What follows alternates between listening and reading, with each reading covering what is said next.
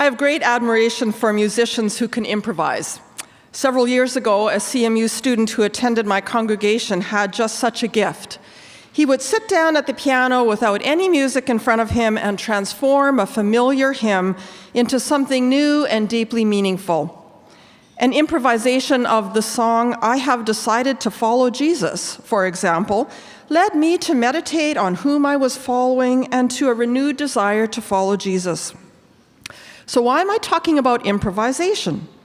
Because I think the letter of James in the New Testament improvises on Jesus, and in so doing inspires us anew to follow Jesus and to reimagine what it might mean to follow Jesus in a new key and with new rhythms in our own time.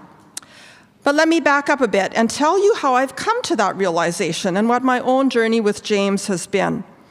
I'm writing a commentary on James for the Believers Church Bible Commentary series.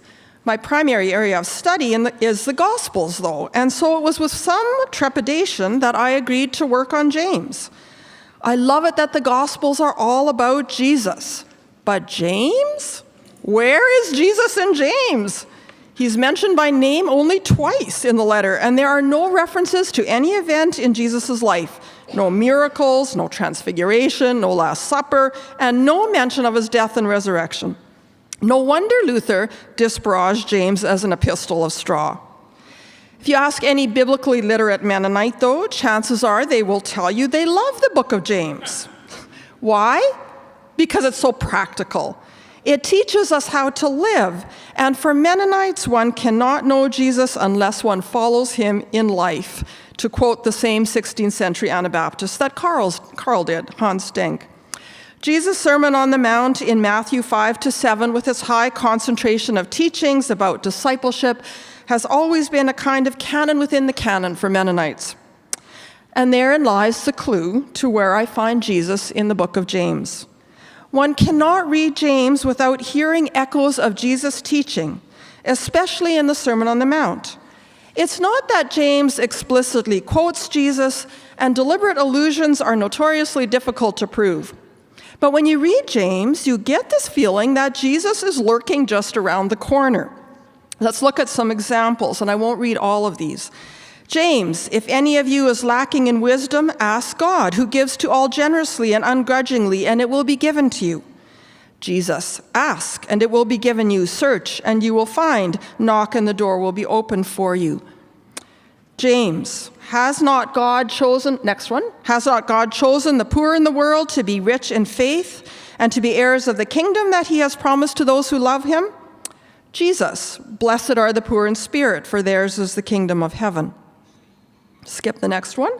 Your riches have rotted, and your clothes are moth-eaten, says James. Your gold and silver have rusted, and their rust will be evidence against you, and it will eat your flesh like fire. You have laid up treasure for the last days. Jesus, in the Sermon on the Mount, says, do not store up for yourselves treasures on earth, where moth and rust consume, and where thieves break in and steal, but store up for yourselves treasures in heaven, and so on. Now, this observation that the teachings of James and Jesus sound similar at times is not original to me. Scholars have spilled much ink on theories about why this might be so. If James, the brother of Jesus, wrote the epistle, the resonance between them could be the result of both James and Matthew having direct access to the teachings of Jesus. Or if you think James was written later, you might think that the author had a copy of the Gospel of Matthew.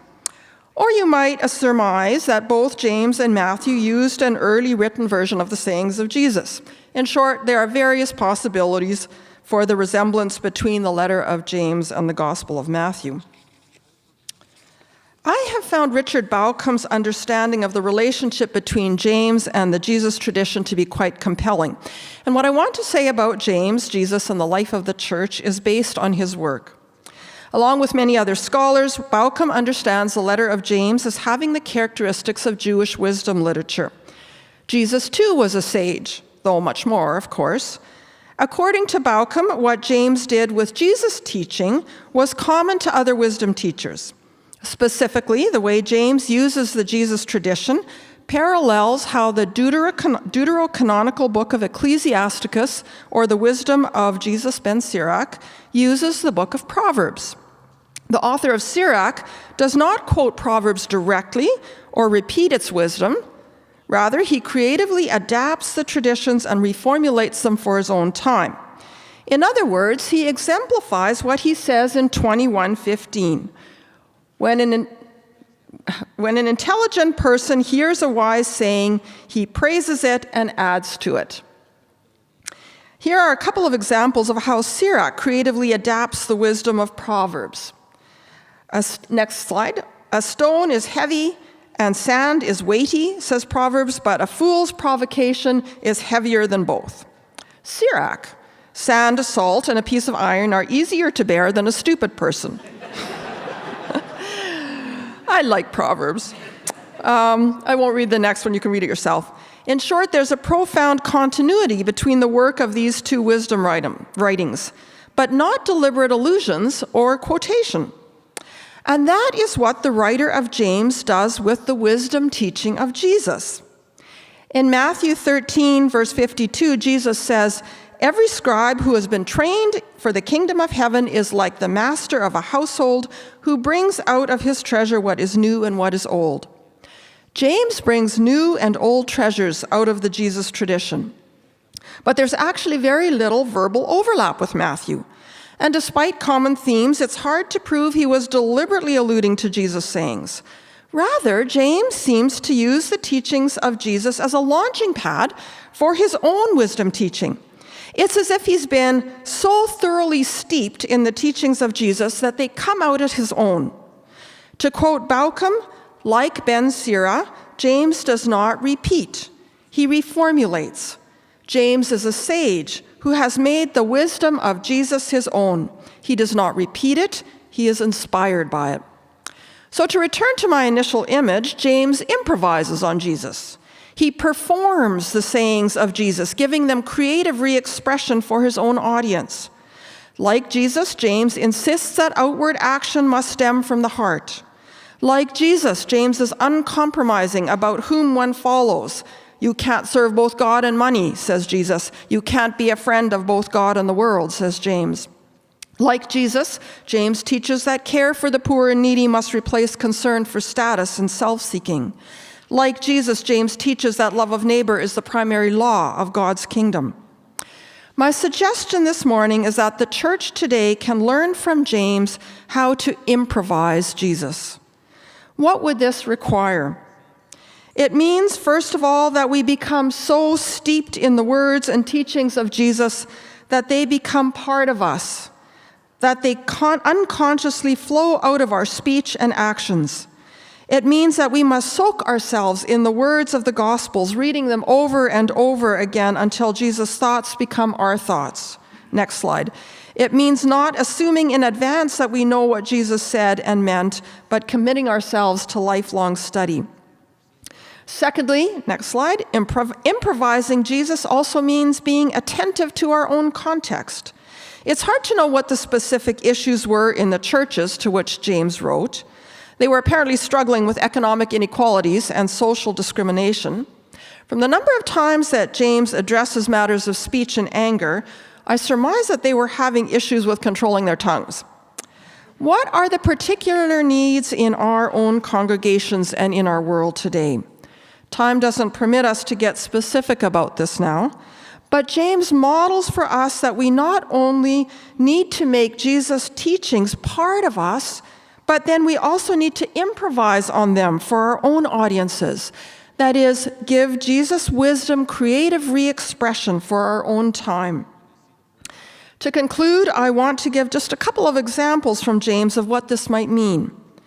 The wisdom teaching in James that is most similar to something we find in the Gospels is the prohibition of oaths. James says, "Above all, my beloved, do not swear either by heaven or by earth or by any other oath, but let your yes be yes and your no be no, so that you may not fall under condemnation." In the Sermon on the Mount, Jesus also says, "Do not swear at all, either by heaven or by the earth. Let your word be yes, yes, or no, no." These words of Jesus push the Jewish concern for truthfulness in oath-taking to a greater extreme by prohibiting the use of oaths entirely. As such, it's a distinctive teaching of Jesus, which James appropriated for his own teaching on speech ethics. Anabaptist Christians in the 16th century improvised on Jesus' teaching and on James when they refused to swear oaths of allegiance to powerful governing authorities. And later, Mennonites insisted on affirming rather than swearing oaths in court.